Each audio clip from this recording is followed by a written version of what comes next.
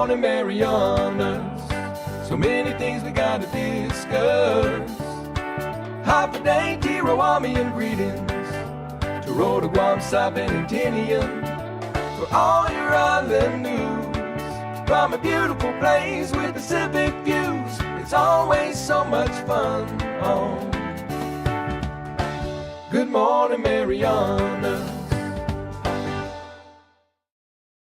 AP News. I'm Ed Donahue. Former President Donald Trump was kicked off X, formerly known as Twitter, for 2 years after the Capitol riot. Tonight, Trump is scheduled to return to the platform for an interview with the owner of X, Elon Musk. A top Ukrainian official says an incursion into Russia now covers almost 400 square miles. Russian President Vladimir Putin says Ukraine's incursion into Kursk is an attempt to stop Moscow's eastern offensive. Russian forces are still scrambling to respond to the surprise Ukrainian attack after almost a week of fierce fighting. The U.S. is beefing up its posture in the Middle East. National Security spokesman John Kirby warns an Iran-backed attack on Israel could come this week. It is difficult to ascertain at this particular time if there is an attack by Iran and or its proxies, what that could look like. But we have to be prepared for what could be a significant set of attacks. Defense Secretary Lloyd Austin is ordering a guided missile submarine to the Middle East and is telling the USS Abraham Lincoln aircraft carrier strike group to sail more quickly to the area. A magnitude 4.4 earthquake was strongly felt today from the Los Angeles area all the way to San Diego and the Mexican border, but no major damage or injuries were immediately reported. The first day back to school in South Florida's Broward County got off to a chaotic start as the disorganized rollout of new metal detectors kept students waiting in lines long after the first bell rang. A new study suggests Mars may be drenched beneath its surface with enough water hiding in the cracks of underground rocks to form a global ocean. The Boston Red Sox suspended outfielder Jarren Duran for 2 games without pay after he shouted a homophobic slur to a fan behind home plate who heckled him at Boston's Fenway Park yesterday. Stocks finished the day mixed. This is AP News. Work crews are tearing down a vacant church building in southern Texas. Despite a court fight from some of the families that lost loved ones in a mass shooting there. It was November 5th, 2017. A gunman opened fire at the First Baptist Church in Sutherland Springs, Texas. Then Associate Pastor Mark Collins spoke at a vigil that week. Satan got one play, and then he fumbled the football. 26 people, including an unborn baby, died that day in the small church south of San Antonio. This worshiper, Terry Smith, last month, this is where all of us go when we're missing our loved ones, was among those objecting to the demolition, which was first announced in 2021. A group of family members went to court and was granted an injunction, but another court paved the way for the structure to come down. I'm Jackie Quinn. And I'm Ed Donahue, AP News.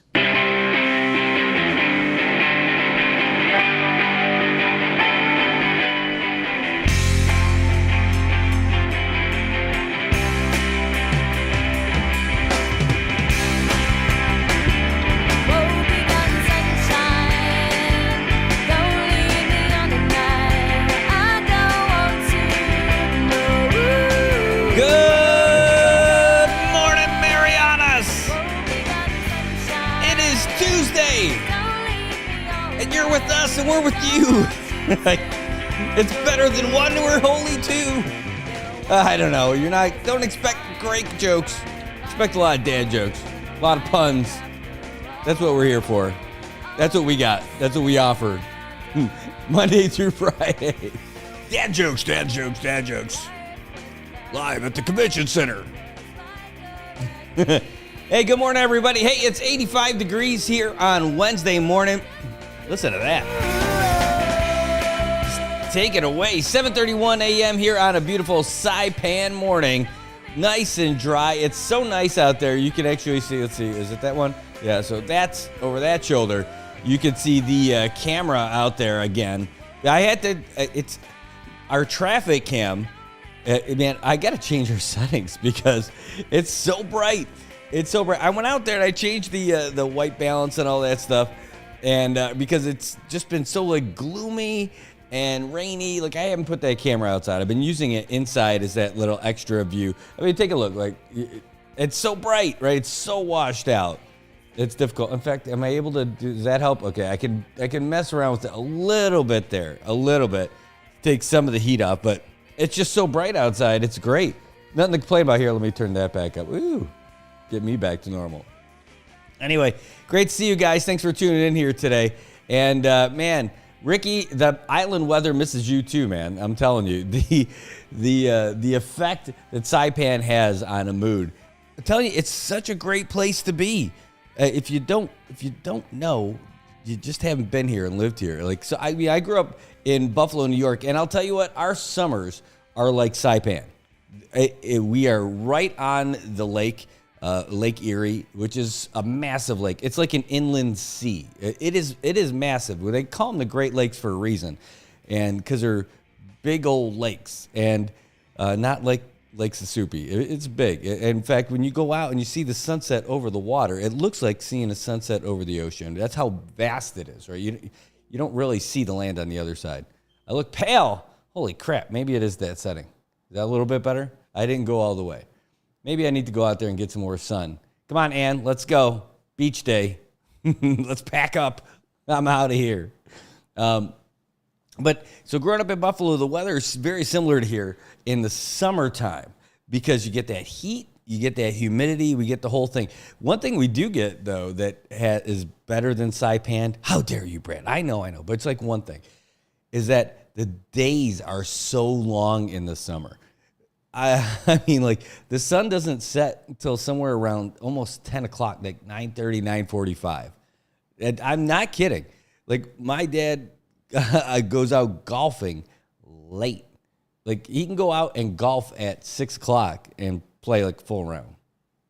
On a weekday, like, at night. I know our summers, we get those nice long days, too, but nothing like this. Like, this is just ridiculous how late it was out there. Like, I had to go to bed in the summer, like, when I was a kid at 8:30. The sun was still up. It's not like it was twilight either. It was bright. I am so not adjusted to that when I go back there in the summertime. Now, I've only been back there once in the summertime, I think, in the entire time I've been in Saipan. Maybe once in the fall. Like, I think once for a wedding. I think that was like September, October-ish for the wedding. But I went there once in the summer in July, or June or July. I can't remember. It was either June or July. And just the fact that the sun was up that late just totally threw me off. And it's great because you can do everything you want, but it's cool. Anyway, so we're past all that stuff. At least we're in a little bit of rainy season right now, but we're in that nice little dry spot of rainy season. So I was able to throw that camera back out there and give you guys that shot. And I just got to adjust to it again. I mean, I hit that balance as much as I can. Now it's to a point where I got to go in there and get into the settings to adjust a little bit. So anyway, also, and these lights are really bright. You got to check this place out. Come on, visit sometime, by the way. And if you guys don't know where we are, we're in the third floor of the CETA building, right across the street from the Shack, which is open today because today's Tuesday. Don't make the mistake that I made yesterday. I was speaking with Gloria Hunter online, and I'm like, you know what? I'm going to go to the Shack. I had such a great conversation with her, and she's just always so full of love and joy. I'm like, all right, I'm going to go over there. I walk across the street, and I'm like, no, it's right. Today's Monday. It's closed. The Shack's only closed on Mondays. You can go there every other day, but just Monday, you're out of luck. If you want to go get some food and some love on Monday, Shack can't be your place. Every other day works. Hey, good morning. I love the names. Mariana Saipanda. Good to see you. Hey, we got a lot of stuff to talk about today, and if you guys have any ideas about things that you want to talk about, send us a message or, hey, give us a call, 789-2323. That's the show phone. The phone lines are open all the time, 789-2323. I want to say thanks to all you guys. Last night, I started reviewing the viewership numbers that we've got, and holy smoke, hey, good morning, McDonald's crew. Great to see you. Man, I'll tell you what, I miss those Arabica beans. I need to get over there and get some and hang out with you guys. That coffee is really good. I gotta tell you, it is good. But I want to thank all you guys because last night what I was about to tell you was that I started reviewing the numbers of the show and the viewership and all that stuff, and holy cow, are they really picking up? I can't believe it, you guys. I mean, like, I'm excited. My wife's like, all right, calm down there, big guy. I'm like, no, I can't believe it. I went back, and every show is hitting over like 1,000 every single time. Like, for a solid month. I don't know if this is because people are coming back from vacation and going back to school, and I'm thinking that might have something to do with it. Because I noticed that when summer vacation started, our numbers dropped off, and I'm like, oh, man, do I just suck now? I mean, it's possible. I might just suck a lot more than I did. But no, holy cow, our numbers, you guys, you're watching and you're sharing and you're doing all that, so please keep it up.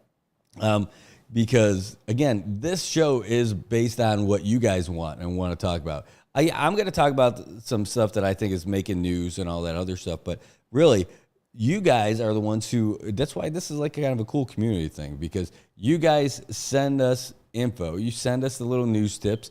You say, hey, do you know about this? Hey, check this one out. Oh, here's a good story. Like, all that stuff is what makes this work.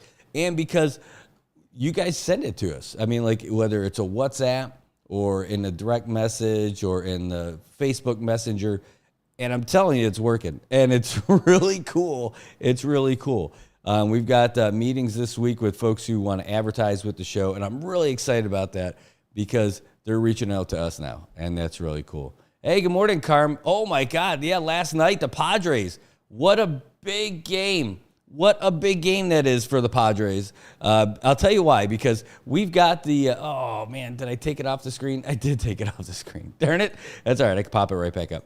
But we have the playoffs set. Now, we don't have the schedule yet. That's going to come from Kyle Hookug and the team from Saipan Baseball League. And Kyle's the one in charge of setting up the playoffs.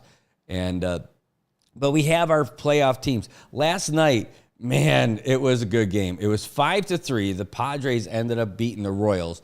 And thanks to Luisa Cabrera, we were able to bring that to you because she kicked on all the gear last night. Her and Chuck holding down over there in the press box. But thanks so much to Luisa. If you guys were happy about being able to watch the games last night, that's because Luisa. Hey, good morning, VJ. That is all Luisa's doing. So thank you so much for doing that. But we have our playoff teams right now. So here's the playoff teams. The playoff who plays who, that's something different. But here's the top 7 teams that made the playoffs. The Falcons at 9-1, the Bandits at 8-2, the Padres at 8-2, the Cardinals at 7-3, Sandlot, Braves, and Blue Jays all at 6-4. Here's the teams that didn't make it: Royals, Bears, White Sox, D-Niners, Natives, and Blue Sharks. So that's our lineup for the playoffs. Falcons, Bandits, Padres, Cardinals, Sandlot, Braves, and Blue Jays. So they're all in. By the way, the team that allowed the least amount of runs this season, the Falcons. They're in first place at 9-1. The second least is 32, and that's the Padres. That's 2 teams playing solid defense, and solid defense makes the world go round in the Saipan Baseball League. Cardinals finished 7-3, but they only allowed 44 runs, but they scored far and away more than anybody else. Over 10 games, they averaged over 13 runs a game. 132 runs they scored this year. They got the most power of everybody, including in a game that we covered, 2 runs that went over the fence. All right, Mary S. I. Panda says, don't forget the promo that starts today for the collectible meal. That's over at McDonald's. Well, tell us about it, because I don't know what you guys got over there, but we'll be happy to tell you guys about it for sure. Man, I'll tell you what, we got to talk to Jewel about getting you guys on the show often. Like, I would love to have you guys come in, bring in your meals, bring in those collectibles. Let's talk about it. And drink some of those Arabica beans over there at McDonald's. And whether it's in Garapan or right around the corner, we'll take it. Come on down. Right now, though, I am drinking some good coffee, too. But, one thing I did like, I have taken this to go. Joe Azuzu Jr., who really does a lot running the show with his mom, he introduced this new thing I didn't know about. It was like you could carry. It's almost like a jug of coffee. Like imagine carrying like a jug of coffee to go. I mean, not like a carafe, I guess, but they have a portable big thing of McDonald's coffee that you can bring. It's awesome. It is awesome. I didn't know, like when Joe told me about that, I learned about it because he brought it to one of our PCF events. And I'm like, this is the best thing ever. Like you don't see it on the menu, but it's something you can order. That McDonald's coffee to go. That's not just a cup and not a bunch of cups in a cup holder. It's like that big portable thing. Hold on, I'm checking Messenger. You said you sent me the info, so I'm going to pop that thing up. One second. Ba-ba-bum-bum-bum. Oh, look. Oh, my gosh. You sent me everything. All right. Okay. Let me see. Let me put this in a folder real quick so I can share it with you guys. You guys want to hear about some cool McDonald's stuff?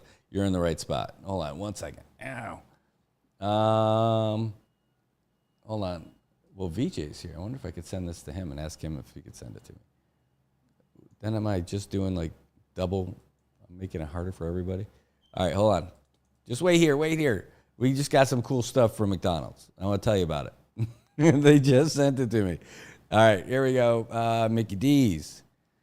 MCD. By the way, Mickey D's is what we call it.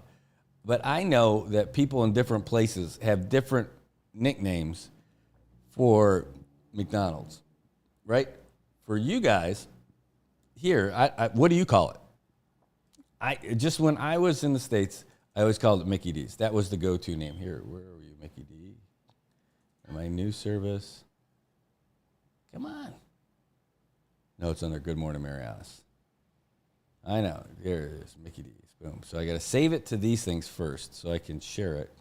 Oh, by the way, it's only limited to one per customer. You guys are going to be able to see these in just a second. I promise.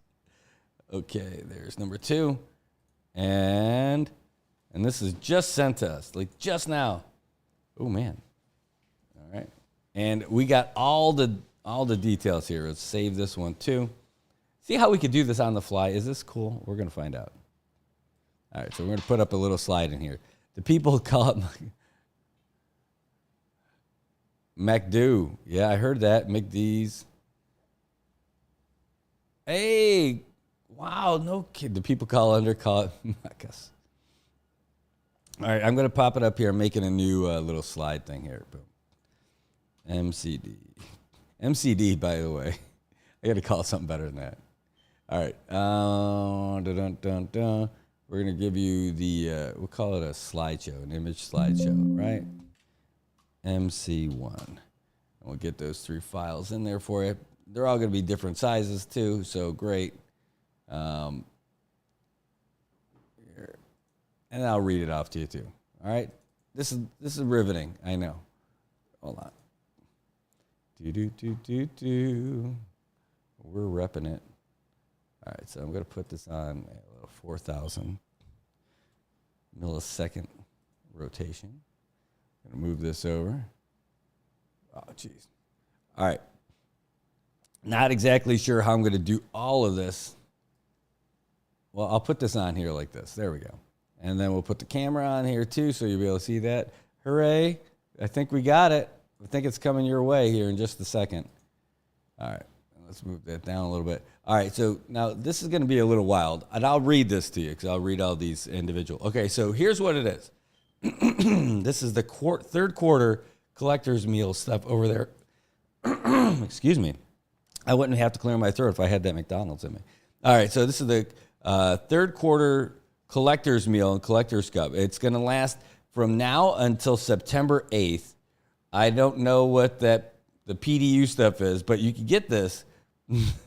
You guys see, this is why you guys should be here to tell me about this a little bit more, but this is good stuff. You get the sausage egg McMuffin meal, and there's also a lunch and dinner Big Mac meal or a 10-piece McNugget meal, a 6-cup random design, and there's a limit of just 5 per customer. Hold on. Boom, boom. Let's get these cups up here. I think the cups is the thing you really want to see. I think that's it. So let's do that. Image cup 1. And then this is it. So these cups, see, that fits so nice on there. right? Kapow. Let's just transition. These are the cups that you can get over there, and these are pretty wild looking. I see there's all kinds of things you could try to see out of there. I see Hello Kitty stuff for sure. I see those Coca-Cola pandas. See Shrek in there with Donkey. I see some kind of bear. I'm not sure if that's a Winnie the Pooh. I'm not sure what we got in here. This is pretty cool. Let's see. Okay, so brand relevance and all this other stuff. What's the limit? 5. You can get 5 collector's meals per visit. What's included with the meal? You can get a sausage egg McMuffin meal. Not too shabby. That's my go-to breakfast, by the way. I always wanted them to make a bacon egg McMuffin meal, but they don't. The bacon only comes on the biscuit. I don't understand why. I think it's like the perfect fit. For years, I've been thinking about that as I've been growing my abs every time I get in there. What do you mean, Brad? It's just the ab. I know. What are the options for lunch and dinner? Oh, you can still get those for lunch and dinner, too. You got to get the Big Mac meal or the 10-piece McNugget meal. And can you upsize it? Yes, you can. You can always get it. I mean, you got to pay a little bit more for that upsize, but you can get it. There's a total of 6 cups that are available, and they come in mystery packaging, and they're all sealed. So you don't know what you're going to get. It's kind of like that box of chocolates from Forrest Gump.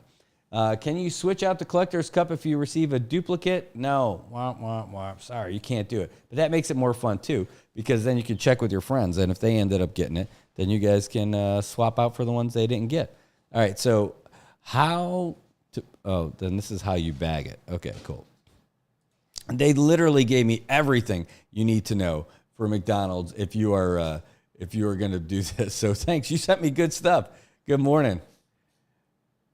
Hey, Vince. Hey, welcome back. Oh, my God. This is great. Great to see you guys. No way. That is awesome. Great to see you guys, man. That's awesome. Oh, and Ann, I'll tell you what. If McDonald's did go to Tinian or Rhoda, that would easily be like the top place to go. But with the prices on Rhoda right now, I don't know. You know what? Maybe that's it. Maybe McDonald's is the one it's going to take to solve everything that's going on with Rhoda right now, with all the high prices. Because Joe Zuzu is the chairman for the board at CPA now. If he ends up bringing McDonald's over there, maybe they'll fix the whole shipping thing in like no time, and you guys will be able to get the great prices over. Maybe that's it. I think that could be a big win. That could be the big win. But anyway, hey, here's these are the cups, the collectibles that are available at McDonald's now. Now through September 8th is when it wraps up. And maybe we can get you guys to come in and tell us all about it too. We would love that. Absolutely love that. You want to come in and show off some of this stuff. Now, I know the show ends at 9, but we can wait. And if we got to do a special one where we come in a little bit later just for you guys, I will be happy to do that too. We will. Why? Because it's cool. I mean, we'll absolutely do that. I like that idea. Well, thanks for that heads up, and thanks for giving us the latest info. That is really cool. Thank you so much. And just like that, we got you guys. We know what's happening now. We know what's happening here. Hey, good to see you, JJ. Man, this is so cool seeing you guys. Vincent Raymond, good to see you too. Really, I'll tell you what. So we were here last night, a little bit later, and this is something that we've been doing for a while, just sticking around, just trying to come up with different things. And sometimes we're just preparing elements for the show for later and coming up with different ideas, and then end up having just some ideas and writing them down and then trying them out. So we're making a little promo and working on some of the verbiage, and we're going to re-record it. But did something I think is pretty cool last night, and I think it really kind of talks about what this is, what NMI News Service is and what we do and all that. And I'll throw it past you guys after. I'm going to re-record it today with a little bit more energy and a little more info, but I think it kind of captures the whole thing, about this relationship that we have together when we go out and do the press conferences, when we cover sports, when we do just regular events that are happening here, whether it's a big public meeting or it's the parade, you name it. It's like you guys are with us the whole way. That's the cool thing. That's what this thing's all about. You guys are legit with us. You guys give us questions to ask people, and we'll ask them. I mean, if they're in good taste, right? I mean, it's not ridiculous stuff. But you guys have real questions. We have asked the governor. We've asked the heads of different organizations questions that you guys have put forward to us at these kind of press conferences. Like, that's pretty cool. And it's only because we're able to do this live. All this stuff is live, right? Not just after the fact. Louisa, you're a superstar. Thanks so much for covering that stuff for us last night.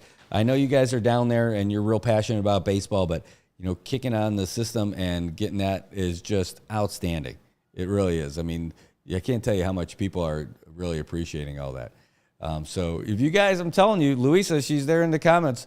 The reason why you were able to watch that game last night, because she was down there holding it down for us. So thank you so much, Louisa and Chuck, the baseball duo, unstoppable. Really just great stuff. Ann says, when's the forum? The forum for the Saipan professional journalist is going to be this Saturday. Great question. I had this one all queued up for you too. This Saturday at 1 o'clock, and it's going to be on the Facebook page for the SPJ. So I'll end up, I am now on one of the people for that page. But here's the cool thing about the SPJ. It's like your, I'm going to say all-star team, but because it's like a collab, right? Like if you see all the, it's like the NBA all-star game where you get all the players come from all the teams together for something like that. That's what this SPJ forum is all about. So Tomas Manglonia is the president. You got Brian Manabat and Kim S. Morris. Those are the officers for SPJ. And then you've got Tone Atalig from KSP. So Tomas Manglonia from KUAM. You've got Kim S. Morris from Saipan Tribune. Brian Manabat from the Marianas Variety. You've got Tone Atalig from KSPN. You got me from here at NMI News Service. And there'll be other folks involved too, because it's all the reporters can be a part of it. But that's who's going to be really kind of running the forum. So we're going to use, and it's all volunteer, right? So nobody's agency's paying them to do this on a Saturday or anything. It's not sponsored by anybody. This is all just the reporters putting it together. And so we're going to do it at KSPN's headquarters on Capitol Hill on Saturday. This is not going to be an event where there's going to be a crowd. Bless you. There won't be a crowd coming in. There won't be, you're not going to hear an audience or anything. This is just like a big conference room with candidates talking about this stuff, which is pretty cool.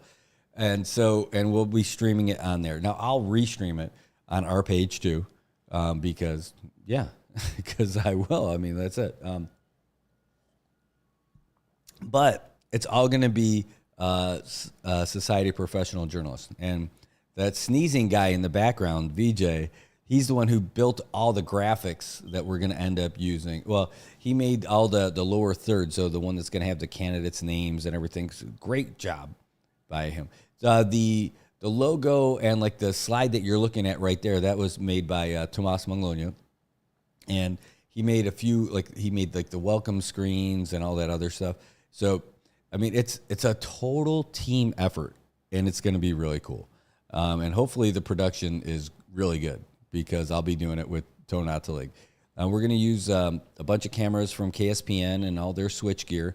I'm going to bring my computer stuff over, and I'll mix it. I'll be putting on the graphics and all that stuff and running the actual stream. So it is like literally a collab with different people's equipment and everything. So we hope you like it. And that's what we're going to do. Now, the chamber event is going to be different. That's going to be that full-on crowd-style debate thing where they're selling tickets, the whole, yay, all the claps and boos. Well, people don't usually boo a whole lot. But they're going to have the full house over there at the multi-purpose building in September, like a month later in September. And so that's going to be a big event. Where your traditional style, and we will stream that here on the news service. But we're going to stream it, but we're going to do it through the Chambers page. We'll make sure that we cross post it on the news service, but we'll make sure that we have it on the Chamber page also. So if you're not already following Saipan Chamber of Commerce, not a bad idea to do it, because if you forget that it's on, well, then you're going to be good to go. Hey, speaking of following and all that other stuff, since we're on that topic, by the way, these VJ made these slides too. This is, by the way, our intern from Marianas High School, who is just, becoming a big star for everything that we're doing over here. I mean, like, this guy, he still has high school. He's trying to finish high school a year early so he can get out in the world a little quicker. And man, he's going to continue cranking stuff out like this and fast too. He's going to be, a wanted member of any team out there. I mean, he would be for me, for sure. And he's still got a year to go before he's done with school and everything like that. But he's got a bright future ahead, and he's definitely made a big impact. This is the last week that we've got him. In fact, this Friday at the Kensington is the big finale lunch that we're going to have for all the people who had interns through this project with PSS, Department of Labor, and the Chamber. It's our big finale. It's our big thank you. Looking forward to seeing the video that they put together. I know they were shooting that last week. But, man, I'll tell you, you just start getting used to somebody and them doing a great job, and then all of a sudden he's going to be gone. I'm like, I don't know. This was going to be a lonely studio again. And, man, I miss you, buddy. You're doing great stuff over here, really. And I can't wait to see what you do after this. So anyway, if you haven't already, you can see, as you see these slides that are on here, give us a follow here on Facebook and on Instagram. Facebook, by the way, we're getting close to 5,000. We're getting there. That's the magic number for Facebook for us to get to that next level when it really starts getting out there where everyone can see everything. And on YouTube, please subscribe to us. And that's on NMI News 670. And the magic number there is going to be 1,000. Once we get to 1,000 there, that starts opening up different levels that we can do things with on YouTube. So, and YouTube is pretty new for us. It's not like it's new, we just discovered it. But for the show, we haven't been doing YouTube until about a month ago. So our numbers aren't very massive with regards to that, but our numbers here are really good. But we need to get them on both, and that's really what's going to make this thing really take off. So if you guys are liking it, if you guys if you guys support the way we bring you guys the news and the headlines and everything, then please do that, because that's what's going to help make it better. So that when we reach out to folks on social media to advertise, then they're going to be like, "Ooh, your numbers are pretty impressive." I'm like, "Yes, they are, because of our viewers, because of you guys. That's what it's all about." All right. Speaking of that, let's get to some of these stories that we were talking about, covering the news. Seems like we were doing a whole lot of talking about stuff like our stuff, which, hey, I'm cool with, because we do this stuff all the time. Hey, so one of the cool things that we noticed there, let me go see if I can find it real quick. There we go. All right, there we go. I know we talked a lot about McDonald's so far this morning, and boy, I'll tell you what, we'll try to do more of that this week now that we got some info. We could put something together afterwards. But it doesn't matter if you eat it with your right hand or left hand for any of those sandwiches. But there's a little special day today, because today is Left-Handers Day. That's right. Presidents Reagan, Clinton, Obama, all left-handed. Paul McCartney, Jimi Hendrix, left-handed. Stevie Ray Vaughan was born right-handed, but he learned to play left-handed because he wanted to be like Jimi Hendrix. Oprah Winfrey, Julia Roberts, Lady Gaga. Babe Ruth, Sandy Koufax, all lefties. Keone, my son, left-handed. I called him today when I saw all that stuff. It's really great. Oh, here, you don't have to see that the whole time. Here, let me pop this stuff back up. Bam. All right. So that's today, Left-Handers Day. So if you know a lefty, give him a high five. Give him with your left hand and tell them why. They might not know that today is Left-Handers Day. Imagine all those kids who couldn't cut with the scissors, the regular scissors, when they were in school. J.J. Settman's left-handed. Dude, that's awesome. Today's your day, brother. That's awesome. Yeah, but imagine that, being taught by their teachers. So many people try to teach them, no, you got to use your right hand. No. left-handed scissors. You need them if you're left-handed. Anyway, yikes. Hey, we're talking about people running for things, for sure. But this one is not something necessarily to run for. But there's an award that you can win. The Northern Marianas Humanities Council, they're inviting everybody to nominate folks for the 2024 Governor's Humanity Awards. So there's supposed to be folks who contributions in one or more of the following categories. 1, research and publication in the name of humanities. Outstanding humanities teacher in and out of the classroom setting. The preservation of CNMI history. Preservation of cultural practices. And lifetime achievement in the humanities. These are folks who are eligible for the Governor's Award for the Humanities Council. It says nominations can be submitted by scanning the QR code that they've got, and they actually don't show it. It didn't come out with the press release, not at least on here. And you can also get this stuff. All right, go to nmhcouncil.org/GHA. Hold on, there we go. Here, I'm going to put this in the comments. Bam. And you can click on that with your left hand if you want to, JJ. So the deadline to submit the nominations, September 23rd. So you got some time. If you don't know who you want to nominate right now, that's okay. You got a little bit of time. You're going to end up doing that all the way up till September 23rd. And they're going to recognize the awardees in October during Humanities Month. So that's pretty cool. Humanities include, that's the other thing. What are the humanities? All right. They include the study and interpretation of language, linguistics, literature, history, jurisprudence, philosophy, archaeology, comparative religion, ethics, history, criticism, and theory of the arts. And those aspects of social sciences which have humanistic content and employ humanistic methods and human environment with particular attention to our diverse heritage, traditions, and history. All right, so in a nutshell, that's a pretty big nutshell.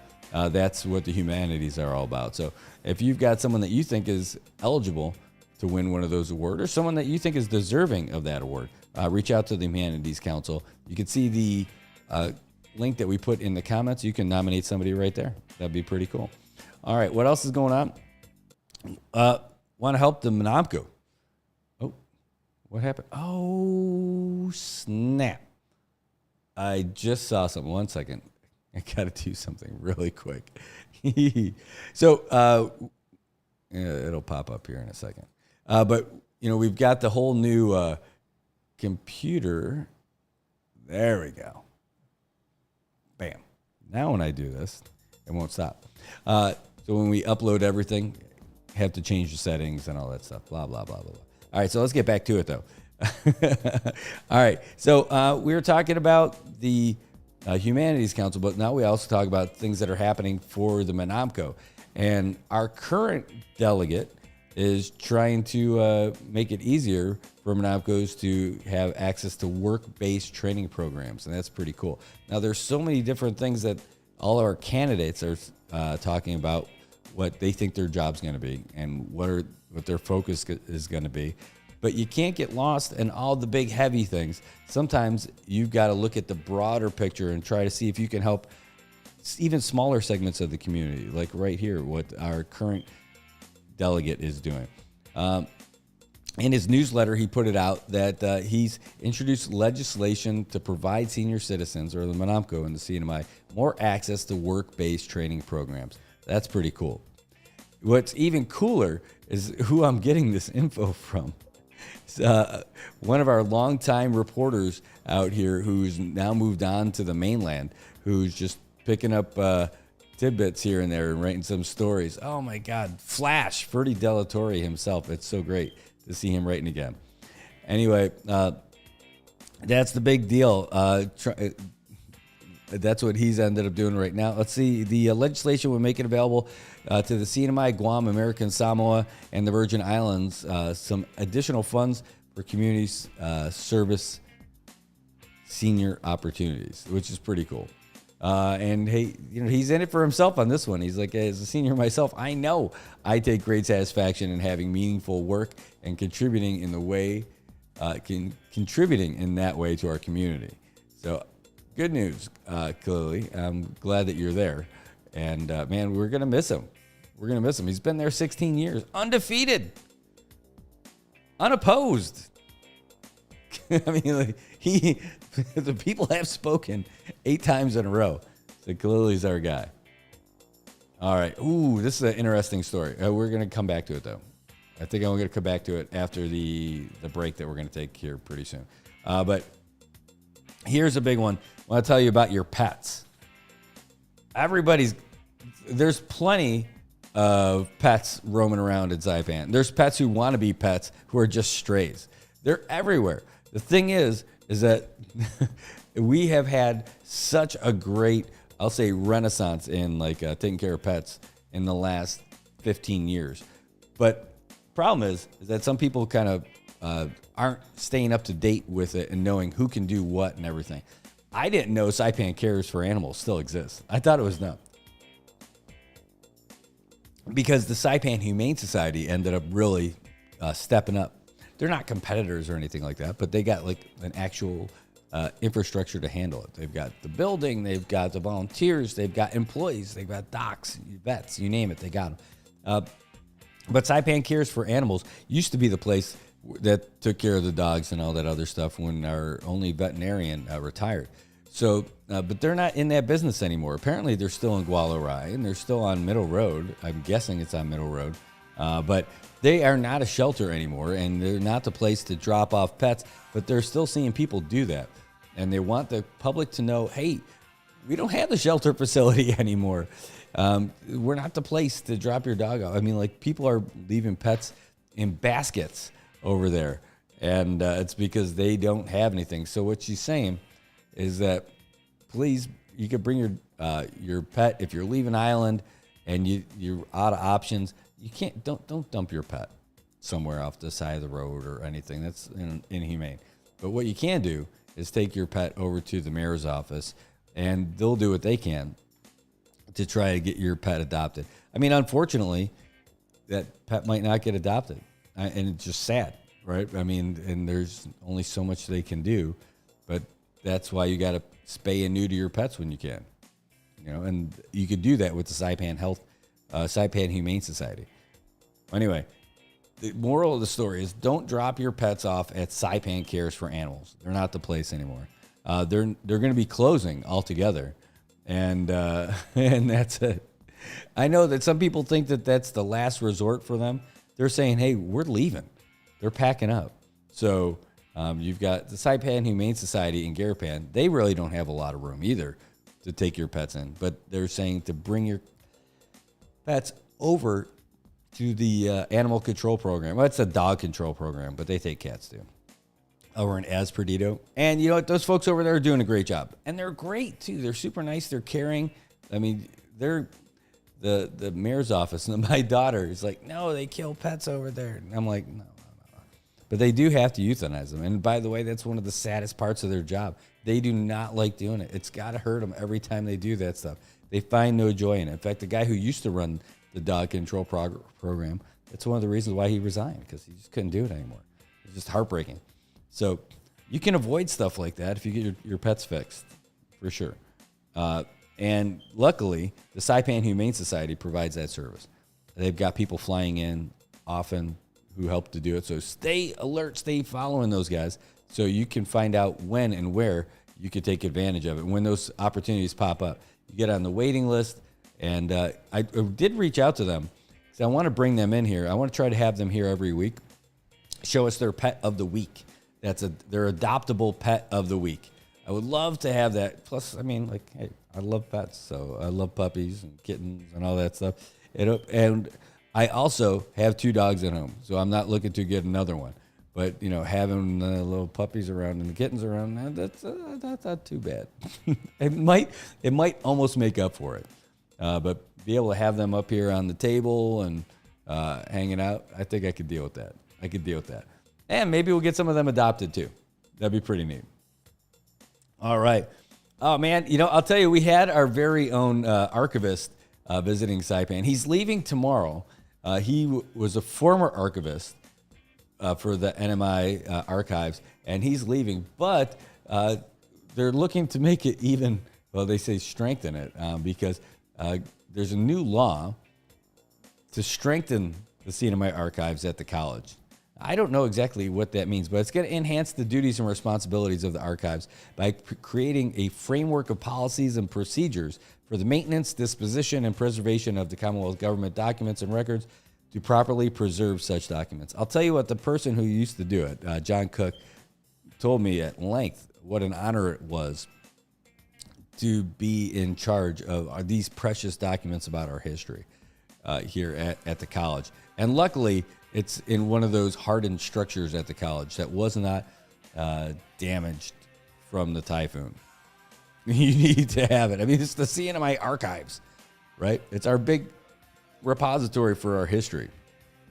And not the museum, but like all kinds of things, including like the original covenant and everything. It just, these are precious documents. Anyway, there's a new law that requires the heads of the government agencies to make and maintain records containing adequate and proper documentation for the organization, functions, policies, decisions, procedures, and essential transactions of the agency designed to furnish information to public to protect the legal and financial rights of the government and persons affected by the agency's activities. Oh my gosh, that's a mouthful. The other one is though, who's going to enforce all that stuff? That's a big deal. Aw, getting some little messages. Now, hold on one second. Oh, my wife is asking me for free advertising for her. I will. Oh my God, she's using this rock star photo that she's got. I'm going to put it on here. Well, let me put it under events. Oh my God, she looks too good here. One second. So she's using a headshot from our family photos taken here. Hold on, I got to save this.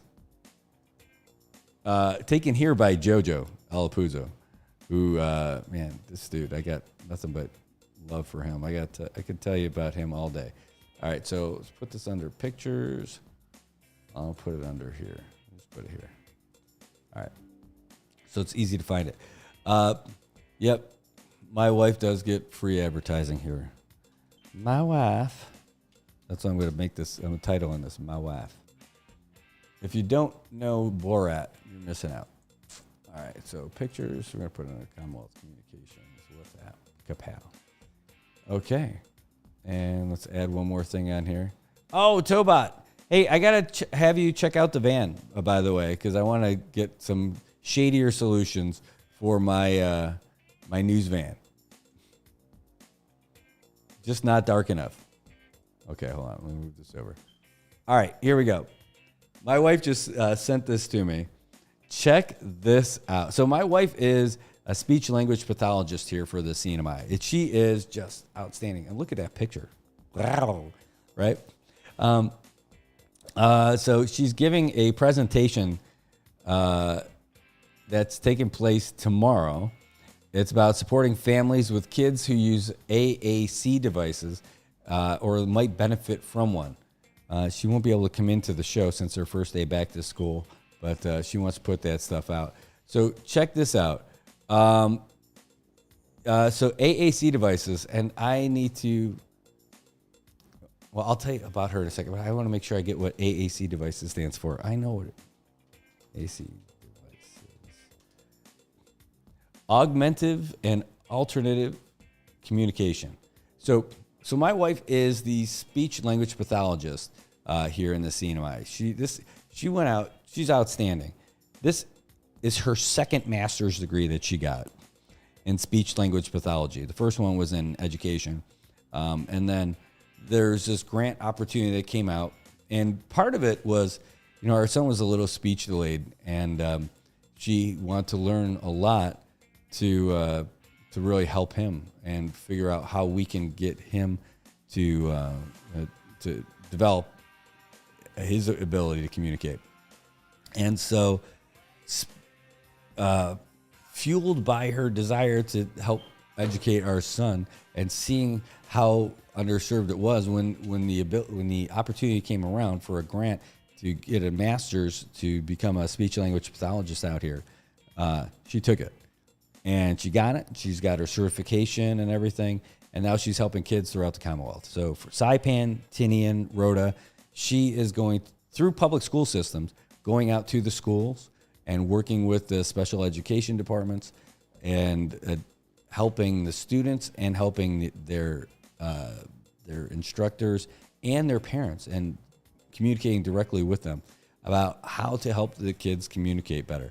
And some kids are just nonverbal. I'm not going to do justice in explaining it, but some kids just aren't able to communicate well. And there are these devices that are out there that really help them be able to do that. And not only does that happen, she helps teach the kids how to use it. She helps teach the instructors how to use it. She helps teach the parents how to use it. And these are devices that they don't have to pay for. These are things that come in, and there's grants for these things. And so it's really terrific. So this is a session that she's got tomorrow. You see the QR code on there. Back to school success, integrating AAC at home. And that's a big part of it. I've heard her say a lot, is the consistency and having the kids use that at home. That's super important. If you've got a kid or you've got a family member who's using it, whether it's a nephew, niece, cousin, uncle, I don't know. But the key is using it consistently, because it's like learning a language. They'll become more fluent in that language and in that device by using it all the time and not taking it away from them and encouraging them to use it all the time. And that is important. So that's it right there. If you want to get in and learn a lot about it, again, it's some of the basics, but it looks like she's going to be giving this presentation tomorrow, and you can attend it virtually right there by scanning that QR code. That's how you can register. You got the passcode and everything. And again, look at that photo. Wow. Wow. Smoking. That smoke show. Yep. So great photo. And I'll tell you, that photo is great stuff. Hey, Tobot's like, hey, don't get a goo. Hey, too late, man. What are you looking at?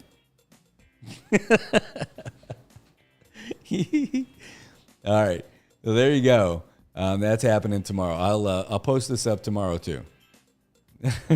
She just said, "Thanks for the free plug. Love you, and stop drooling." Mm-hmm. You like it. You do. I know. All right. We're going to move right along, folks, because it is 8:19 in the morning, and that means we've got new updates to bring you from the Associated Press. We can bring you guys some commercial love too. And hold on one second. Where is it? There we go. And we got other stories to tell you about. We got other weather to tell you about. The latest from Associated Press is out. We've got all kinds of stuff to tell you. And man, I'll tell you what, it's cold in here. It is cold in here. That was not the case yesterday. Yesterday, we were not cold in here.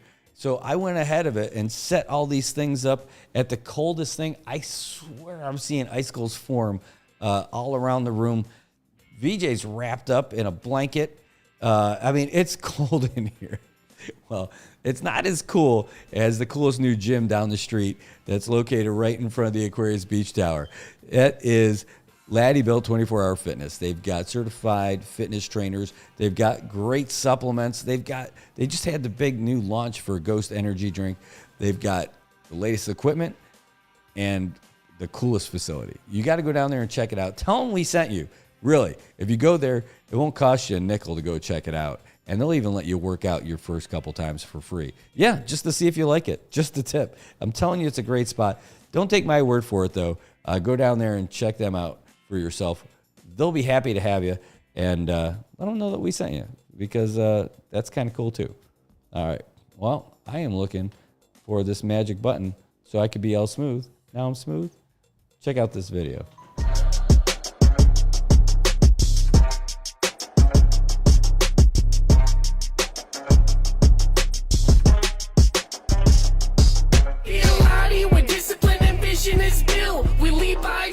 Persistence of build, be the inspiration, they witness approve. We do what we do by the rules in the book. Be a Lottie where discipline and vision is built. We lead by example, persistence of build. Be the inspiration, they witness approve. We do what we do by the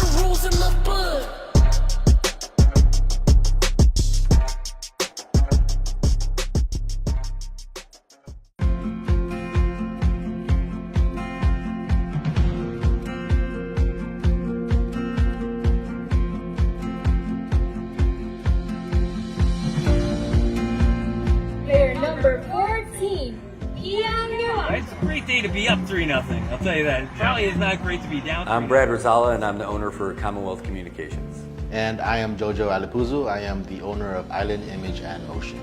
And this is our joint venture, Sideline Studios.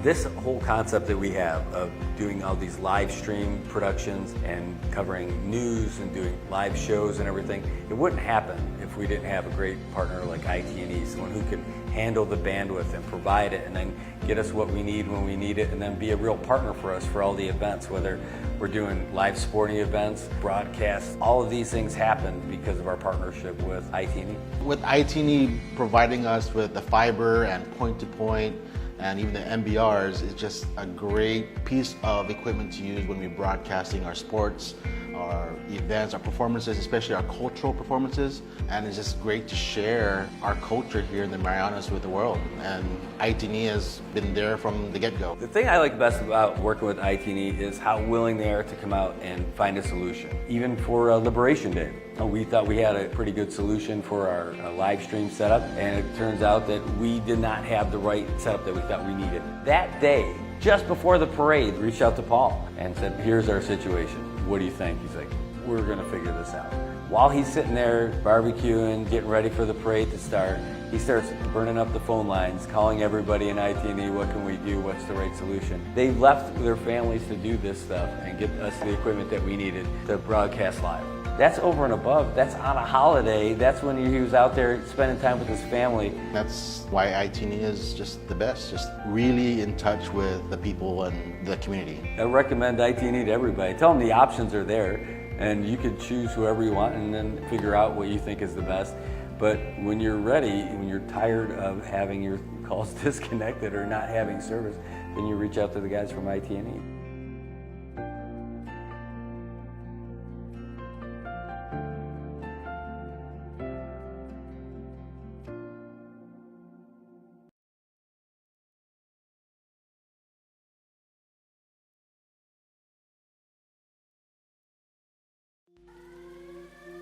My name is Kelly.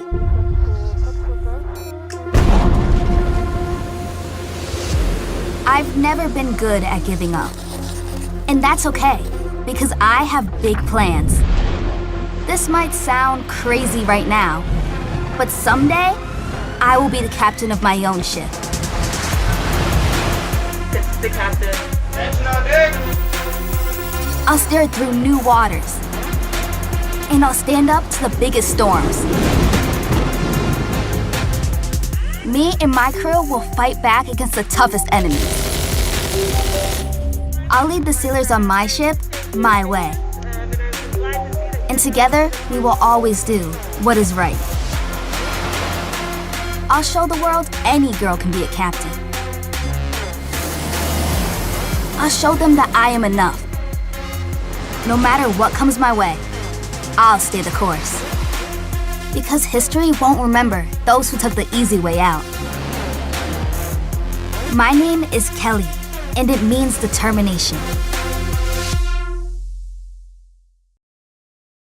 Alpha Dade's on Tiro, and for the Saipan Paddling Club, it's time to row their boat for the 2024 Micro Cup. And you can get on board with their raffle fundraiser on Saturday, August 24th. Tickets are just $1, and the grand prize is $200. All proceeds go to get the paddlers to the Micro Cup and help get them uniforms so they represent the CNMI in style. So support your local paddlers and buy a bunch of raffle tickets for your chance to win the $200 grand prize. Just go to the Saipan Paddling Club Facebook page for more information. That's the Saipan Paddling Club raffle fundraiser on Saturday, August 24th at 3 p.m. Don't be a drip. Help with their trip. AP News, I'm Haya Punjwani. Tropical storm Ernesto has formed in the Atlantic. Tropical storm warnings are in effect for Puerto Rico, parts of the U.S., and the British Virgin Islands, Antigua, Barbuda, Anguilla, and more. The National Hurricane Center said Ernesto is forecast to become a hurricane early Thursday as it turns north towards Bermuda. Texas authorities have launched a new investigation into Houston's power utility following deadly outages after Hurricane Beryl. AP correspondent Norman Hall reports. Texas Attorney General Ken Paxton says his office is investigating Houston's electric utility over allegations of fraud and waste following Hurricane Beryl. The probe of CenterPoint Energy adds to the mounting scrutiny after widespread power outages left millions without electricity for days. The Category 1 hurricane knocked out power to nearly 3 million people around the nation's fourth-largest city. The storm was blamed for at least 36 deaths, including those of some residents who died in homes that were left without air conditioning in sweltering heat after the storm's passage. CenterPoint has pledged to support the investigation. I'm Norman Hall. The U.S. is beefing up its posture in the Middle East and is warning of an Iran-backed attack on Israel that could come this week. In a virtual news conference, White House National Security spokesman John Kirby says the U.S. stands ready to help defend Israel if needed. We've got significant force capabilities in the region. We've changed some of that posture in just the last few days. The president is confident that we have the capability available to us to help defend Israel should it come to that. Nobody wants to see it come to that. The FBI says it's investigating allegations that sensitive documents from Donald Trump's campaign were stolen in a cyber intrusion days after the campaign declared it had been hacked by Iran. This is AP News. Ukraine's top military commander says his forces now control 386 square miles of Russia's neighboring Kursk region. His statement marked the first time a Ukrainian military official has publicly commented on the gains of the lightning incursion that has embarrassed the Kremlin. No wild swings in trading on Wall Street. I'm Seth Sutel, and this is the AP Markets Report. Stocks drifted to a mixed close on Wall Street ahead of some potentially market-moving news on the economy this week. The S&P 500 ended just a fraction of a point higher Monday. The Dow lost 140 points. It's about 0.4%. The Nasdaq Composite added 0.2%. Most stocks fell, but a big gain for Nvidia helped offset those losses. Later this week, the market will get important updates on inflation. The hope is that inflation will continue easing enough for the Federal Reserve to cut interest rates next month. The government will also release figures on retail sales for July. Seth Sutel, New York. I'm Haya Panjwani, AP News. Holy cow. Well, hey, I just saw your comments over there, Luisa. I did see that for sure. You know, I forgot, I did not bring that over with the new computer, so I will bring it over to the new computer for sure. Hey, playing the Navy song because, you know, the folks from the USS Spruance were just here with the USS Abraham Lincoln Carrier Strike Group, and they had a great time in Saipan. Still messaging those guys, and you know, I'm sending them, like, I sent them a bunch of the news stories that have come out so that they could see it. They loved it. They would love to come back, and they had a fantastic time. But, you know, I'll tell you, you know, you almost forget sometimes. I mean, there's a whole lot of that. Thank you for your service and all that. You forget that, holy cow, they really do get sent into harm's way. And that's what they're going to right now. They're part of the strike group that was sent out to the Middle East with all that stuff. You heard that comment about in the AP headline about the USS Abraham Lincoln being sent out there to the Middle East. And the Spruance is part of that group. So, you know, we got to keep those guys in our prayers. They went from relaxing out here in the CNMI to now being sent out to the Middle East because of an impending attack from Iran on Israel. That's there's supposed to be deterrence by sending them out there, and we'll see if that actually ends up happening. But the world's a crazy place. I think everybody knows that that's what's happening right now. That's the temperature of the world is a little bit warmer than what we would want to have with regards to all this fighting. And hey, we're out there with you, thinking about you guys, Spruance, and everybody else who's out there as well. So great job. Thanks for visiting us. And hopefully we'll see you guys back here, and you won't be any worse for your wear. We're thinking about you. And it's great that they were able to come out here and you know, spend a lot of time, and that they had a great experience. And that's what this stuff's about. You know, when these guys are going out, you know, when they come here, this is their break from it. They're not just visiting and all that stuff. They got to do real stuff. And they took us on a great tour when we took a tour on that ship. I saw parts of that ship I had never seen on destroyers. I've been on a lot of destroyers since I've been doing my job with the military, and then after I got out with the with the Armed Forces Committee, all the ships I visited. I've never gone to see all the cool spots that this ship had. Oh my God, I'm telling you. So cool. The command center, not the bridge. I'm telling you where they fight the battles from inside the ship. Oh my gosh. The nerve center in there is just incredible. It's like,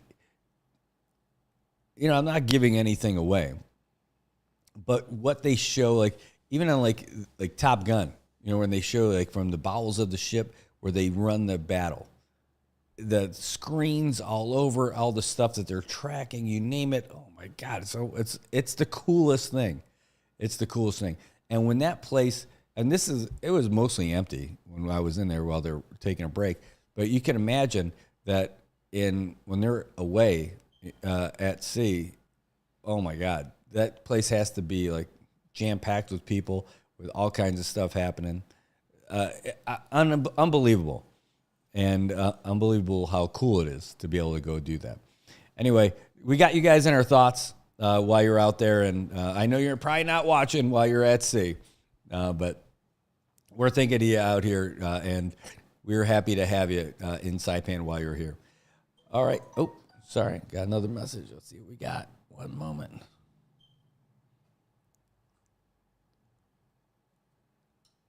Okay, good.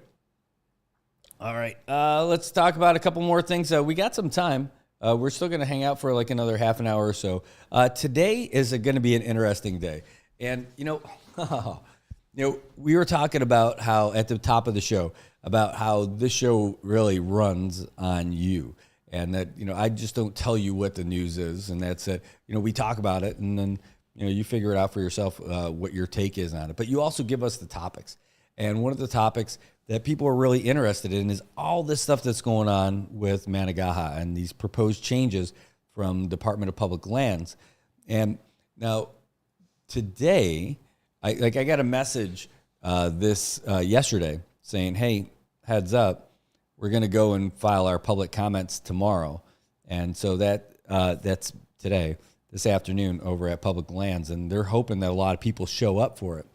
So I'm like, okay, I'll be there. We'll be there. So you'll see us broadcasting today from Public Lands. We'll get some interviews with folks and find out exactly what they have to say about all this stuff. Ooh, how exciting, because I might have my new camera phone to use for it too. Also might have the cool little branded flagging stuff and all that. Got some business cards and all that fancy stuff today. So we'll be able to bring that to you too. So, but the Attorney General, he had something to say about it. In fact, here's his take on it. He said that he's urging those marine operators to really review what the amendments are from Public Lands. He says, hey, people should really read it carefully because basically we're just trying to ensure that Marianas Global has the opportunity to do their business while accommodating the rest of the marine operators. The new BlackBerry. It is not the new BlackBerry. Are they still around? Anyway, he's saying the Attorney General says he thinks there's ample time for comments and should comments come out in favor, or if there's an issue, the proposed regulations can always be amended to make accommodations. But right now, he said it's still the comment period. He said he knows there's a lot of emotional issues because the marine operators believe that their businesses will be taken away. He thinks that as they go through the process and review the comments, they'll be able to consider comments. Again, they're just proposed regulations and won't be implemented until all the comments are reviewed thoroughly. So that's coming from the Attorney General's office. So I don't have the full swath of the amendments on here, but we'll end up talking to them, the marine sports operators, about it at length to hear what they have to say about it. Because really, if the AG is saying that they need to review it and it's not that big of a deal, well, they did review it and they do think it's a bit of a deal. I mean, really? I mean, let's see what JJ's got. He's like, if I'm not mistaken, they are only limited to the concession area and the structure, but not the entire island as other people perceived it. Yeah, so, you know, so from what I read also, I mean, looking at the map of what's designed as like essentially their EEZ, if you will, right? It's not exactly what that is, but it's like their exclusive concession area. It should only be them. But I think they were, like, they didn't, like, for instance, they didn't want people to bring their own life jackets if they're going to swim over there. They've got to use their life jackets. I guess if it was a quality issue, if they were saying people were coming over with life jackets that weren't safe, okay, I think that's pretty solid. You can make that argument. But they're not. That's not the argument that's being made, right? They're saying, like, hey, you just can't swim. You can't bring your own gear to the island. I know we talked about it a lot, right? And I get some of it. One of the things was about, like, you know, when you think of Managaha and, you know, who's running the show, right? You think of like the building, not the Pala Palas, that's different, right? But the main, like, area where all the commerce is. They've got like the stores and where you can rent the gear and all that. They got the bathrooms, and then they've got the little restaurant-ish area, the outdoor where they prepare all the food, and then there's a covered area for the seats. They're saying that they don't want you to bring outside food into that. Makes sense. That doesn't sound like a bad deal at all. I don't think that's what these guys are squawking about, but that does not seem to be a problem for me at all, because they're just, it's like if you own a restaurant, you don't allow people to bring in their own food to come and eat in your restaurant. Right? It's not a public table for you. This is for our customers only, right? You don't want people laying around and hanging out on your picnic tables that are yours, that you're paying the CNMI for while you rent that space. You're just saying, hey, this is our spot. Okay, I get it. That's not a problem. But to not let people use outside recreational gear, I don't know. Like life jackets. I think that's a big deal. Like when you talk about life jackets, talk about like beach mats and all that stuff. You can only use our beach mats to be on our beach. Well, I mean, come on. You don't own the beach, right? Maybe you got your own little area. I don't know. So it's like the same thing, even like over at Hyatt when it was open and when there was actual beach at Hyatt. They had that water sports operator there operating out of the old Japanese blockhouse. And you could rent stuff from them for the beach. Like they had their own like lounge chairs that were not out there for the public. You can rent them, right? Because Hyatt didn't have them. So they have their own. You want to use them? Go for it. It costs this much, and you can rent them all day. You want a tent, one of our fancy tents? It costs this much. You can rent them all day. You want a cooler with ice? Well, here you go. But you got to rent them from us. Okay, that's cool. But they don't prevent you from bringing your own stuff and hanging out on the beach too, right? So that's cool. Yeah, and could you come over there with your own paddleboard? Absolutely. Absolutely. So I think these guys want to have a little bit more of a control over that. But I'm interested to hear what these marine sports operators are going to talk about today at 3 o'clock at Public Lands. So that's what I'm going to be. I'll be down there. So you'll see us pop in with the broadcast this afternoon, and it'll be pretty cool. We'll see how it all works out. And again, nothing bad about my Note 8. My Note 8 has done me well as a backup phone. It's old, right? It's my backup phone for sure.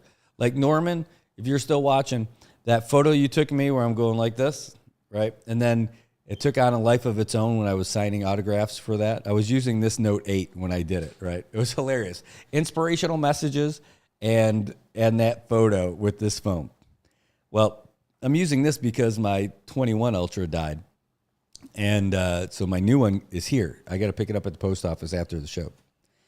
And that's going to be, hopefully, we'll see what the new camera quality, stream quality, the new battery life is so much better too. And the phones essentially kind of look the same no matter what, right? The new Samsung Ultras, they're more boxy looking than they used to be. But other than that, like phones have that generic rectangular black screen, you name it. It looks pretty much the same. But the thickness and the weight, because the batteries are so much bigger than they used to be. And good morning. Good to see you. Thanks for tuning in. By the way, so what I was thinking about, this is something that came up last night. I was in Garapan hoping to bump into my buddy John Cook while he's here. And so I went to Garapan and went to Godfather's. Great spot. Saipan's best pizza. No question. There's no argument. Saipan's best pizza is Godfather's. And I'm okay with just pepperoni.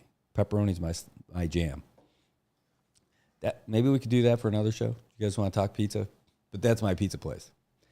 Anyway, so I was talking with Scott, and he was talking to me about how the what's the proper term? I'll just call them loiterers. But essentially, I don't know if they're homeless folks, because they might have homes. But they are people that are definitely causing some trouble down there in Garapan. Apparently, in the past couple of weeks, one of those guys ran up with some rebar and broke the window at Godfather's. Like, crazy, right? That was within the last couple of weeks. Guy just ran up, bashed it. And I know, and this guy, Scott knows all their names. This guy's name's Omar. I don't remember what he said the last name was, but that Omar guy, only because he pointed out, otherwise I wouldn't know the guy's name. He came up to us at a recent event that we went to at the beach at behind Crown.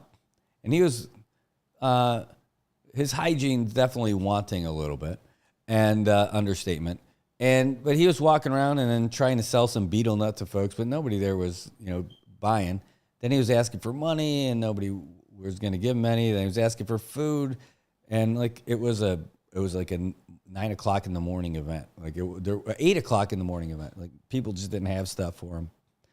And then he started going to people's bags. In fact, it was mine. My back was turned. I mean, I let my guard down. I feel a little bad because I wish I would have seen it, because I have some thoughts about that, because he was talking to me for a while. But anyway, he started to open up my bags. And one of my friends saw it and said, hey, got the guy's attention. And I turned around, I'm like, you got to be freaking kidding me, right? I can't believe it. We had a conversation and all that other stuff, but, you figure, I mean, that's pretty brazen. There's a ton of people there. And then, he's like, oh, only white people can eat? I'm like, Jesus. And the local guys, that was the best. Is when the local guys got in and gave him the business, like, hey, what are you doing? And got him out of there. They didn't do anything to him, but he got to feeling pretty quick, even though he was like chirping all the way away. But so the reason why I bring that up again is because the local businesses down there are having a hard time with folks, because they are starting to harass the tourists and the folks walking around down there. Now, it's not just this Omar guy. There's a couple other guys, and they're like shifty guys who've dabbled into substances that you're not allowed to have, Yeah, desperation, hunger is different. I mean, I get it. Like, giving people food, not a problem. One of the guys I'm used to seeing him closer to the post office and then in the CK area. Goes around and says the same thing, and been saying it for years, by the way. This is not like something that just happened. Oh, man, can you help me out? My daughter's sick, and my grandma's sick, and I got to feed them. I'm like, oh, man, like, yeah, let's go. I don't have any money. I won't give you any money, but we got to get some food. I'll get some food. Oh, thanks, man. Thanks. Can you get this? Can you get this? Can you get this? I got all this stuff. And I'm like, all right. So I feel like I did the right thing. Go back, and this guy still says the same stuff, using that same story with folks.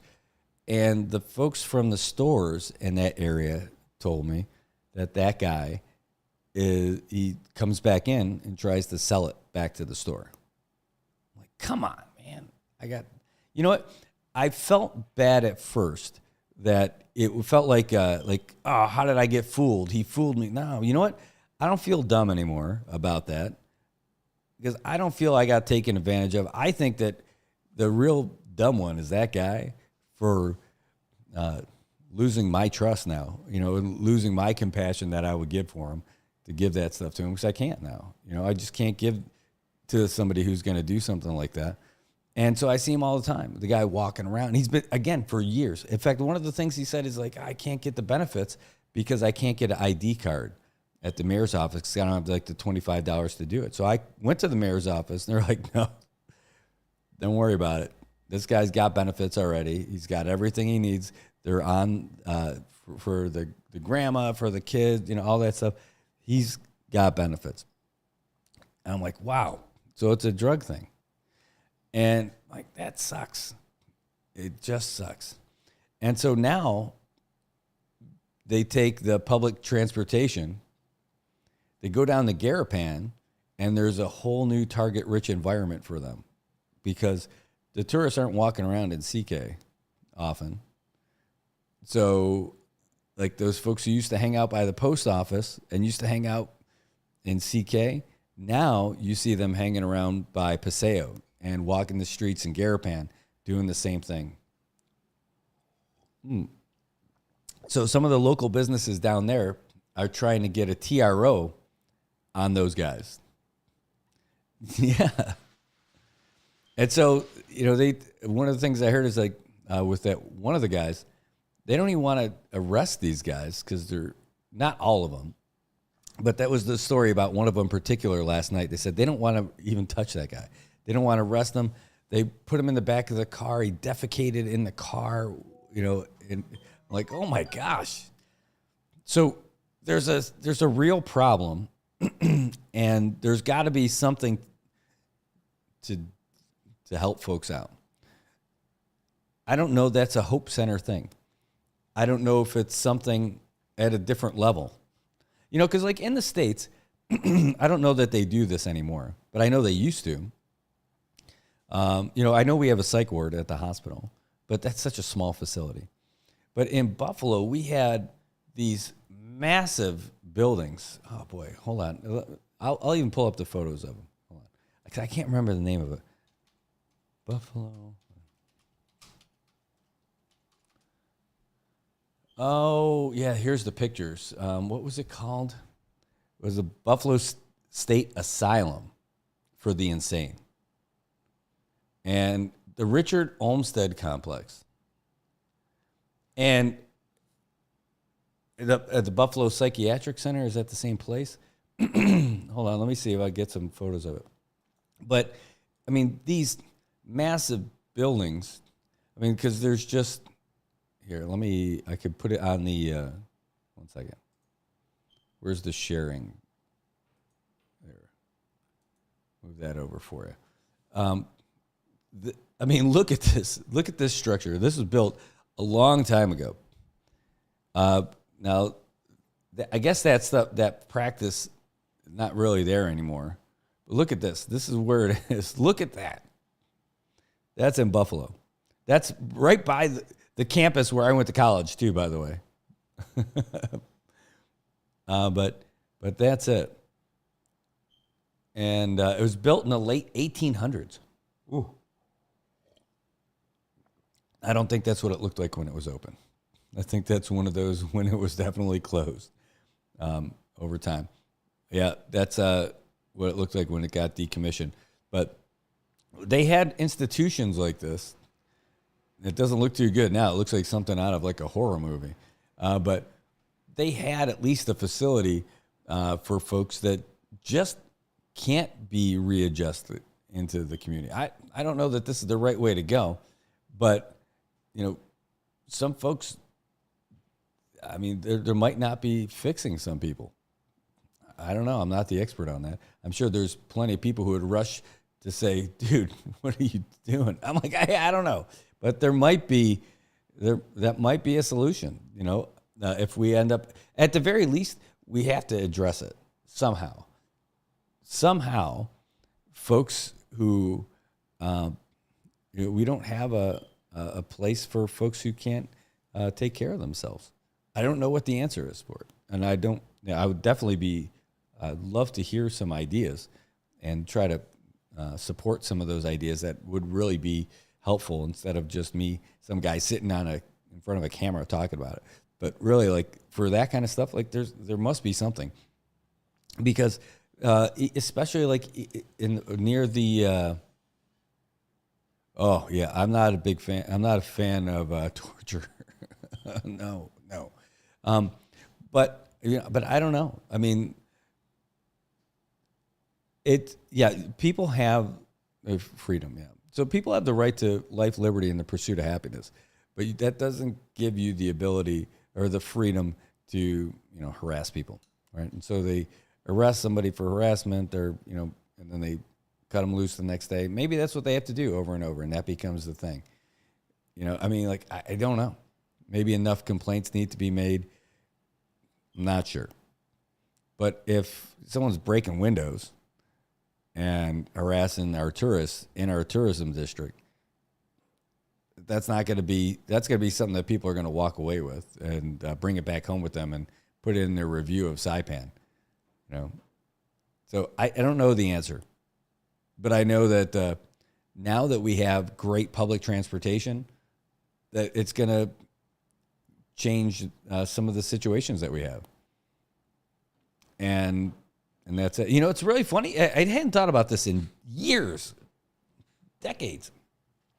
So in Buffalo, one of the things they ended up doing, very similar to what we did with the Paseo, in Main Street in downtown Buffalo, ended up closing it off to traffic, except for the rapid transit, like the subway.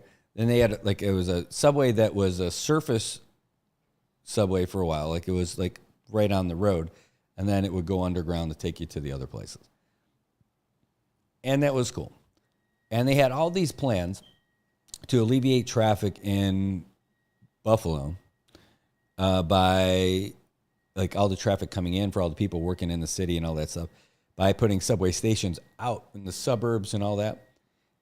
And so it'd be easy to go catch the sporting events downtown, because not far from where you live, you could just go park there, hop on the subway, and go. Sounded like a great idea. And one of the reasons why it didn't work is because some of the folks in those communities are like, wait a minute. It's not just an opportunity for us to go to the city.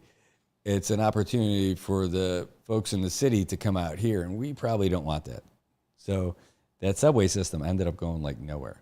It still runs, and it's still a good way to scoot around town, but it doesn't go out to the suburbs like it used to, or like it was proposed, because of that. True story. Oh, man. There's more stories, and I get it, too. Not that this is going to be the Buffalo show today, for sure. But I'll tell you, Vince, that is a good idea. I do like that idea. Send them off-grid, give them the tools to survive. I mean, I think it would need something more than that. You'd have to have some people there to help out with all that stuff, right? It's almost like a rehabilitation camp, like a prison almost, without boundaries, right? Without walls, right?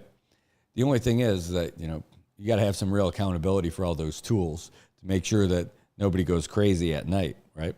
But I think that for some of our islands up north would be great, especially people who are battling drug addiction. Seriously, people who are battling drug addiction, if you could have that be part of it up north, because there's some magic up there. I don't know how to describe it other than magic. I know what it felt like when my feet first touched the sand in Poggen. And when I was walking up that black sand beach, and I saw, as the horizon was lowering, and I could see the top of this little oot out there, and I got goosebumps right now just thinking about it. It was powerful. Something came over me. It was something magical when I walked on that island for the first time and walked up there, and it was powerful. And to be out there and to live out there knowing there's not a store. There is a store. Your refrigerator is out there in the water. Everything you want to eat is there. And you can catch. You don't have to be a great fisherman to be a great fisherman over there. The coconut groves, endless coconut groves. There's no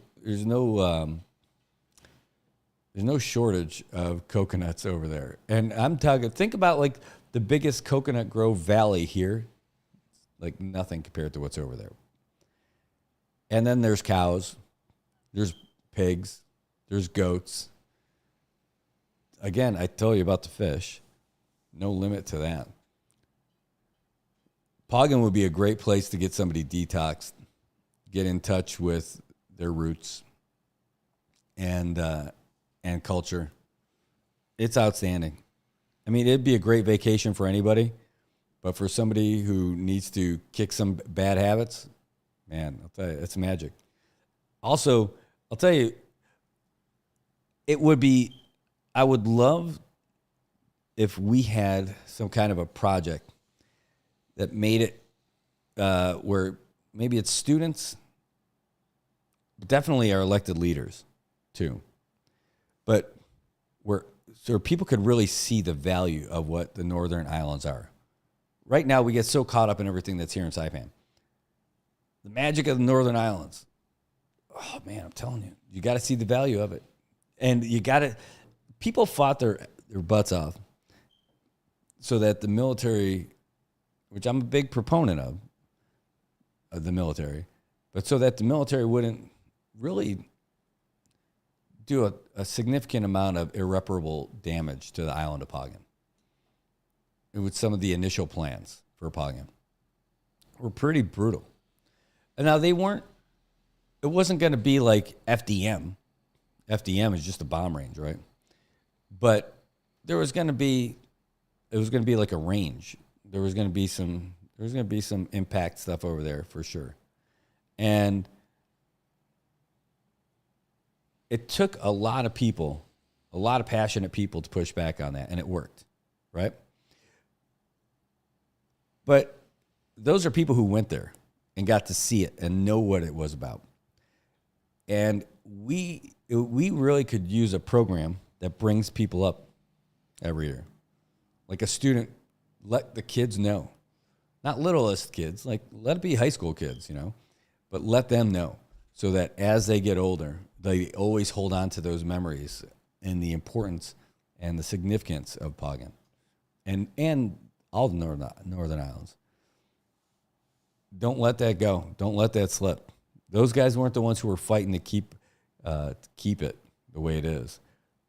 But let them see it. And it's got to be a granted program, right? Sure, they could fundraise, but I wouldn't want it to be a fundraiser event because I wouldn't want that trip to be contingent on whether or not they can raise the funds for it. It should be hardwired as like a stewardship program for the islands. And you know what? I know where the money comes from for that. MPLT, Marianas Public Lands Trust. And why public lands? Because it's public lands up there, right? It's public lands. And they are in charge of the stewardship of our public lands. And there's no better way to ensure that our public lands are taken care of than by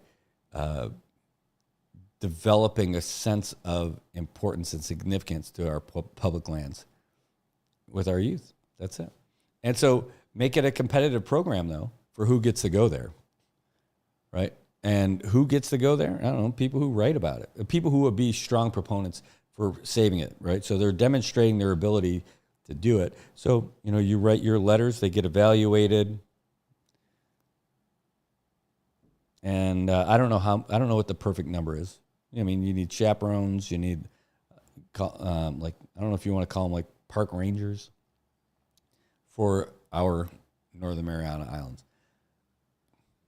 Think public lands. There's my initiative when I run for office. No, I'm not running, don't worry. But that's a real deal. That makes great sense for us. All right, enough of me getting into that. There's so many other things that I could talk about today that I'm not talking about. But I guess that's it. We're going to call it a break, call it today because we're going to work on some more elements and ways that we could do more things. Oh, man, I left this thing out for you guys all day. So I hope it didn't totally crush you with all this stuff here. Kapow. We're going to go out and we're going to do a bunch of good stuff today. We're going to be back again at 3 o'clock. We're going to broadcast from the public lands where the marine sports operators are going to be dropping off their public comments. and we're going to get their comments about that stuff when we get there. Yeah, I'll tell you, let's make that happen. Wouldn't that be great? MPLT. Now, I'm telling you, that's the best way to do it, because there's money in public lands, right? And you're not making this a slush fund or something like that, but you are preserving the importance of our public lands by doing that. It's a great policy for it, and it would be great. Yeah, run for what office? If I did it, I guess I would have to be smart and start as a representative, right, in the precinct, just to see. That's the real litmus test of the folks who live in that precinct. They think you're doing a good job. If you do get in the first time, right? I think the first time has to be like a popularity contest almost for your first term. But then everything after that, substance, right? First time is popularity to see if you can get in, and then you got to prove it if you want to get reelected. So if I ever did run, that would be it. And that's why, like we were talking about the other day, if you run for office, for the House of Representatives, you need a freaking game plan. You got to get in, but you need to crush it right from the beginning, because you got to know what you want to do, and you need to go get it, because it's only a 2-year term, and then within like a year, you're already looking at reelection. And really, it would be great if you didn't have to think about your reelection because you're too busy doing the job, right? That would be great, but it's not. The folks are so focused on keeping that job as opposed to doing that job. This is what happens when they're in there for so long. So first time folks, I hope all these people who are running for the House now, they got a plan, because they're going for it. That's it. You got to go in and you got to crush it from the beginning to prove yourself to the people of your precinct that you're good to go. And then if your folks in your precinct love you, they're going to help you when you run for whatever's next. Like if you go from the House to the Senate, you need your precinct to really be behind you to get to that next spot, right? And if you do a good job, you could say, look, I get it. I can tell you why I want to do that job, but ask the people in my precinct. Ask the people who've been voting for me for the past couple of years why I should get it. Or if they think I'm doing a good job. That's it. That's the key. That's the stepping stone for the island-wide race then. And then if you're kicking butt for the Senate, because then the whole island is watching what you're doing. Instead of trying to keep that job because you want to be in that position of power, but you're doing the job at that island-wide level then the whole island of Saipan can see what you're doing. And you're more visible to the other ones. So if you ever do run for governor, you're able to say, look, you're able to run on that you've been doing stuff for all those folks. For started with the precinct, then the whole island, and the whole Commonwealth, really, when you're a senator. And you're working on CNMI-wide issues when you're a senator, too, because of your proximity working with your peers from Tinian and Rhoda is what grooms you for the gubernatorial races.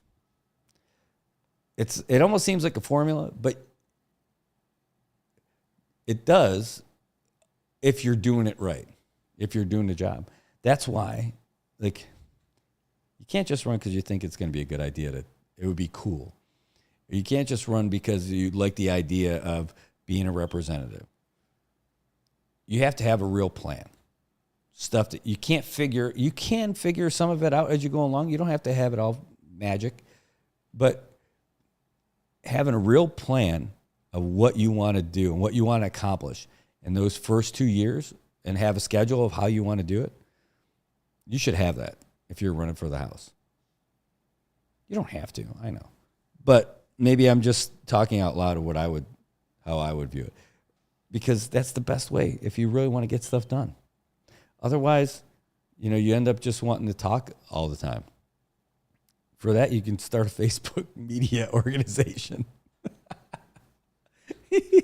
But at least nobody from the public, is paying taxes to pay for your salary. So I guess that works. Anyway, I think that's about it. I love the idea of doing it. My wife hates the idea of me doing it. And I would only do it, again, if I had a real plan. So definitely not a 2024 thing. Don't worry. Tell you what, next election is going to be interesting. 2026 in general. Woohoo! All right, folks. That's what we got for you today. You know what? Before I let you go, I think I'll give you guys the latest if it's available from AP.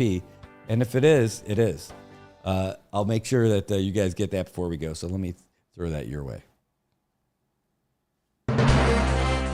AP News, I'm Haya Panjwani. Dozens of women who were pregnant are complaining that they were refused emergency care even while bleeding under the shadow of strict abortion laws. The federal government is investigating hospitals that have denied emergency care to pregnant women, even though terminating a pregnancy is allowed under a federal law in emergencies. There's a complaint filed against a Texas hospital in Williamson County where 25-year-old Kylie Thurman, pregnant and in pain, with an ectopic pregnancy, sought emergency care. I was sent home to let it go off inside of me and internally hemorrhage. An AP investigation finds more than 100 women didn't get the emergency treatment they needed since 2022 when Roe v. Wade was overturned. Doctors are terrified. Attorney Mark Herron with the Center for Reproductive Rights. A doctor who provides an abortion in Texas in violation of the ban faces life imprisonment, hundreds of thousands of dollars in fines. And analysis shows the refusals are not only in states with strict bans. I'm Jackie Quinn. The top of this year's preseason AP college football poll looks similar to last year. Georgia is number 1 in the Associated Press preseason college football poll for the second straight year. The Bulldogs received 46 first-place votes to finish comfortably ahead of number 2 Ohio State, which got 15 top votes. Oregon is number 3, while Texas is 4th and Alabama is 5th. Conference realignment created an unprecedented preseason poll with just 4 conferences represented. The SEC has 9 ranked teams, the Big Ten has 6, the Big 12 has 5, and the ACC 4. Notre Dame, an independent, is ranked 7th. I'm Gethin Coolbaugh. The New York Times editorial board will stop endorsing candidates in New York elections. This is AP News. There's liquids on Mars. A new study suggests there is a lot of water on Mars. Seismic measurements from NASA's Mars InSight lander detected more than 1,300 Mars quakes before shutting down 2 years ago. It also revealed Mars could have enough water hiding in the cracks of underground rocks to form a global ocean. The water is believed to be 7 to 12 miles down in the Martian crust. But researchers and lead scientist on the study, Bashan Wright, says all that water doesn't necessarily mean there is life on Mars. It could take drills and other equipment to confirm the presence of water and find any potential signs of microbial life. It's believed Mars was wet almost all over more than 3 billion years ago, but it dried up as the atmosphere thinned. I'm Ed Donahue. Tropical storm Ernesto is forming in the Atlantic. It's the 5th named storm of the 2024 hurricane season. I'm Haya Panjwani, AP News.